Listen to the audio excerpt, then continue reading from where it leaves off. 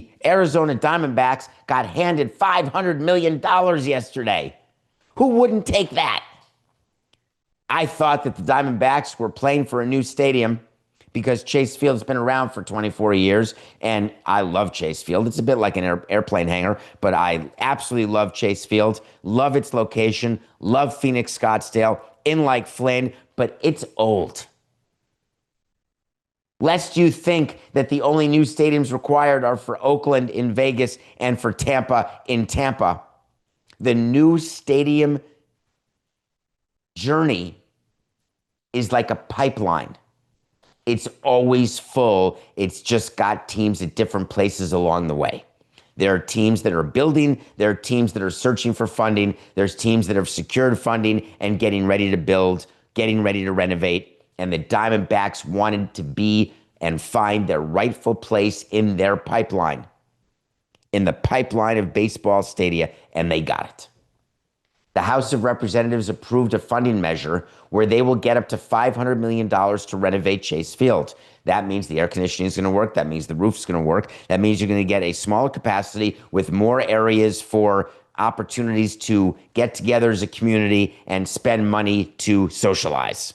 There will be upgrades on the kitchen side. There will be upgrades on the upper level side. And I don't mean the upper deck side. I mean the upper level of ticket price side, and renovations for the common folk. It's far less than building your own ballpark, but a $500 million renovation is not nothing. And the reason why the Diamondbacks have been a subject on this show is that they've been fighting with Arizona. Derek Hall, the great team president of the Arizona Diamondbacks, has been indicating for years, if we don't get this money, we may have to look at opportunities and options outside of Phoenix. The same team president who, when the Arizona Coyotes left Phoenix, realized, hey, this is my moment. Listen here, public officials, you don't want to give us money? This is what happens. It just happened over there in the NHL. They just left your city. You want us to be next? Does Phoenix want to become San Diego? Oakland? Up to you. Well, they got together and said, we don't want the Diamondbacks to leave. Let's give them $500 million, and then let's wait for the great quote. And they got it. And the quote they got is basically an acknowledgement that they are now in position to accomplish what they wanted to accomplish for the benefit of the fans, and that it will manifest itself on the field. The Diamondbacks spend money. It may not be impactful when you sign Eduardo Rodriguez. It may stink and bad luck that you sign Corbin Burns and he's out for Tommy John. But the Diamondbacks have done everything they could, including winning a World Series. That amazing 2001 World Series where they beat the Yankees on a walk-off over Mariano Rivera. The year that baseball came back after 9/11, and it would have been a picture-perfect ending with the Yankees winning the World Series for this United States of America. And here comes Luis Gonzalez. That's all a true story. So a quick thing about how this financing gets together and why it gets together is that your stadium, it produces taxes. There's taxes on food, there's taxes on beverage.